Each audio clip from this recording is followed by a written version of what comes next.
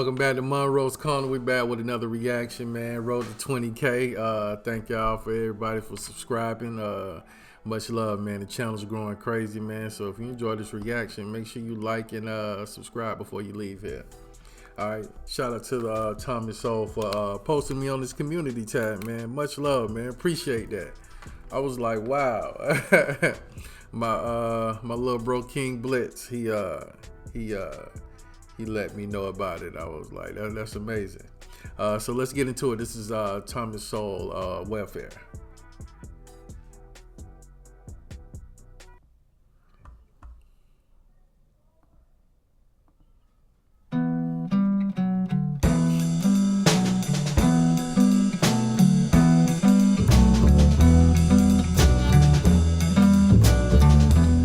What the welfare system and other kinds of governmental programs are doing is paying people to fail. Insofar as they fail, they receive the money. Insofar as they succeed, even to a moderate extent, the money is taken away. This is even extended into the school systems, where they will give money to schools with low scores. Insofar as the school improves its education, the money is taken away, so that you are subsidizing people to fail in their own private lives and become more dependent upon the handouts. We have expectations built in today about the... I see what he's saying. I see his stance on the welfare now. So it's because what he's saying is it's pretty much promotion of failure. You know what I'm saying? Like if what's the motivation? Why would people? It's holding people. He's saying it's holding people back because it's an incentive. You know what I'm saying, for failure, as opposed to award for doing better. Let's we'll talk about it. Let's get into it. Quality of life, the quality of job, the level of Helen Bohan, abandoned state of Pennsylvania. Okay, this is the second. So he's talking with the Secretary of Welfare for state of Pennsylvania. Of income for which today about the quality... Become more dependent upon the handouts. We have expectations built in today about the quality of life, the quality of job, the level of income for which one expects in return. Why? Because we look at the level around us that it takes us to have a fairly decent level. No, that's not why. I may have all sorts of expectations. The question is, what can I do? If someone else is subsidizing my expectations will be far higher. Insofar as the Center for Advanced Study was subsidizing my expectations a few years ago, I refused to work at UCLA for the normal full professor's salary. Why should I, when I can get the same money for being at the Center for Advanced Study with no hours, no duties, and no classes? Cut off welfare tomorrow. What will they do? What will be their immediate response? At what price to their small children and to their middle-aged children? Yes, they'll get a job. In fact, the statistics show that women, in fact, are the most successful through the employment program. But what has to supplement that typically is the provision of some kind of daycare arrangement. Either the individual woman has to earn enough money to be able to pay privately for her daycare, or in fact she is, quote, subsidized through this insidious corrupting set of programs run by the federal government, which in fact makes her employable and a taxpayer.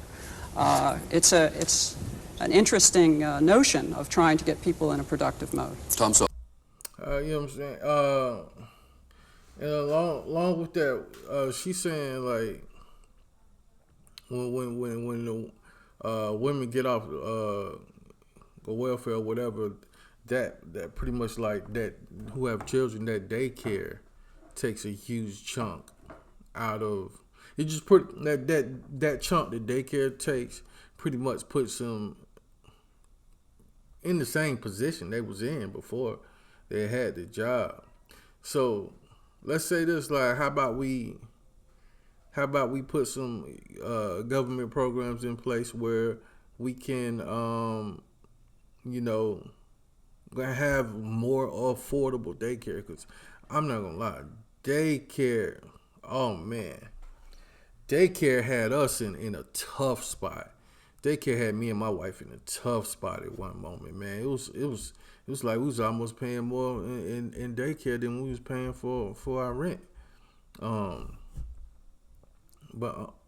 I'm talk more. Let's It's incredible the way you start the story in the middle, as if there's a predestined amount of poverty, a predestined amount of unemployment, and that the welfare system is not itself in any way responsible for that. There is a predestined 20% of the bottom half of the population. I have never, well, that's always been true. And There's going to be 20% any at the statistician would bottom. agree with you.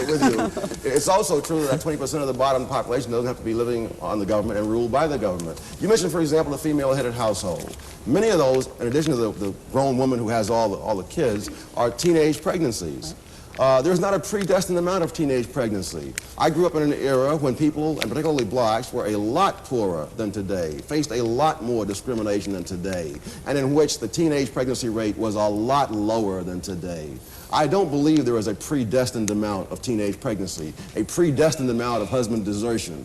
Gutman has done a study of the black family showing that this whole notion that the black family has always been disintegrating, that is nonsense, that his studies go up to 1925, the great bulk of black families were intact, two-parent families up through 1925, and going all the way back through the era of slavery. So it is now only within our own time that we suddenly see this inevitable tragedy which the welfare system says it's going to rush in to solve, but which it is itself a part. We're talking about a very small group. We're talking about 12% of the families are not intact, are not two-parent families at any one period of time. I mean among welfare recipients? No, or the among population the at large? public at large. We're talking about 12% of the families. 12%. That's right. That's a small number.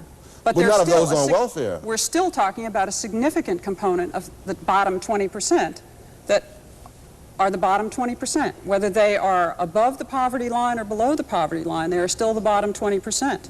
And the issue is, what is the responsibility of the other 80%, if any, toward those individuals? Does your program plan to eliminate there being a bottom 20%? No, but it intends to raise the bottom 20%. So you're raising them by having more illegitimacy, more unemployment. I'm not making them have illegitimate children. I hope that's clear. Oh, I think.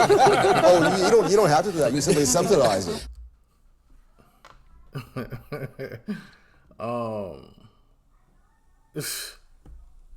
Okay, my thing with the welfare, the whole welfare situation is like,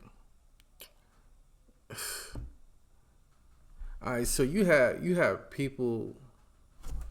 Hold on.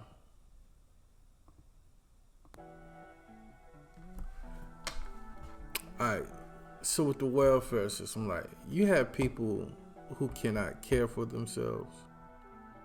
Then you also have people who refuse to care for themselves, right? I know a guy who he was good, man. He was good.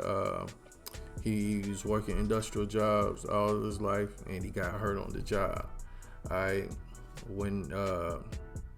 When that money ran out, he had to get on welfare.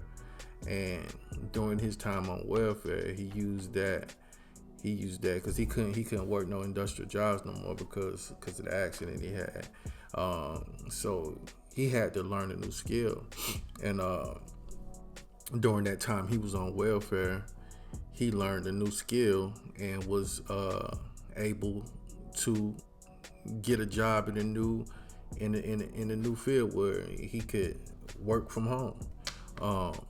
So, and then he got off welfare, you know what I'm saying? So that, you know what I'm saying, that's an example of a person, you know what I'm saying, who couldn't work for himself, and the welfare benefited him because it gave him that time. It gave him that time to be able to figure things out. You know, life happens. It gave him time to figure things out. Then meanwhile, you got other, I know plenty of people who be like, man, how much they paying? They're able to get jobs, but they be like, how much they paying? Nah, that's gonna mess with my welfare, man. That's gonna mess with my welfare. I don't know. I ain't gonna be able to do that. You got those people.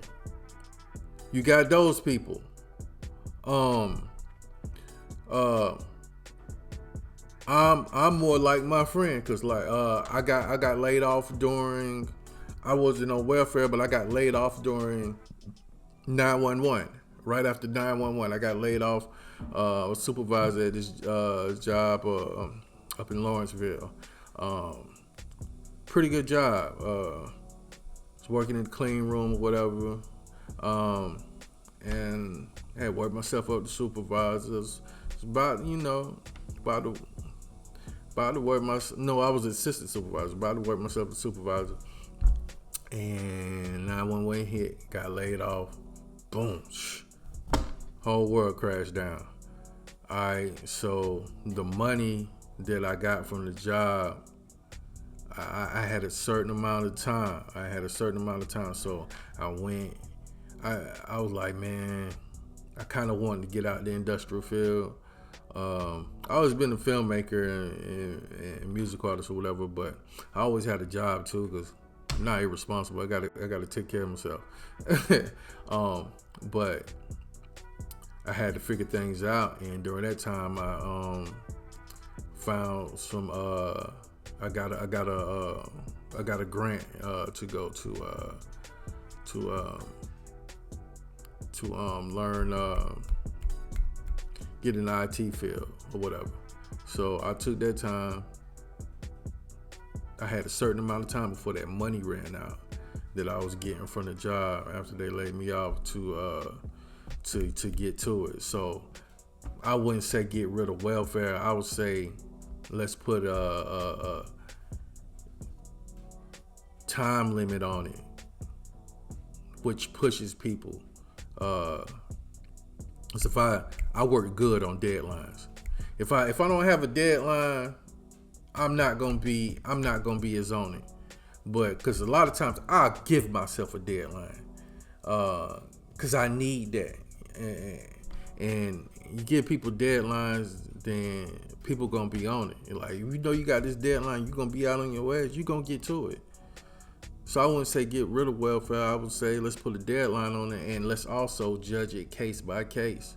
Because some people, life happens to them, and they're not functional no more. They're not able to live. So let's figure out things like that.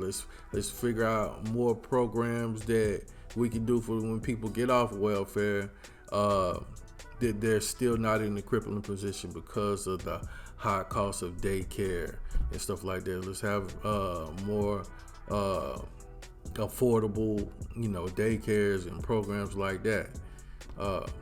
And that's my take on, because I know people who welfare has truly helped, has truly saved their lives. And I know people who's just completely abusing the system, abusing it. Cookouts every day. Y'all know. Y'all know I'm keeping it 100. Cookouts every day, you know what I'm saying? They not about to get off. Well, they gonna ride welfare out till it ain't welfare no more. Cookouts every day. You know what I'm saying? Not gonna get no regular job. They gonna y'all can pay me under the table though, cause I don't want it to mess up my welfare. You know what I'm saying? Ain't gonna get no real job, just gonna keep side hustling. Nah, you know what I'm saying? So like, you gotta judge it. I feel like we gotta judge it case by case, man, and treat it like that, dog. Cause with the welfare, it's two types of people that's on it. It's two types of people on it. All right, people who gonna use that for what it's need to be used for, and people who gonna abuse it. And it's gonna enable the abusers. It's gonna help the people who really need it. So, yeah, my suggestion is time limited, and we evaluate that time case by case. What y'all think, man? Y'all let me know. That's just my opinions on it, man. Let me know in the comments. Let's talk about it, man. Let's keep the debates healthy. I commend y'all for keeping it respectful in the comments. I really like that. So thank y'all so much, man, and thank y'all for all the love y'all been giving on the videos. Really appreciate that.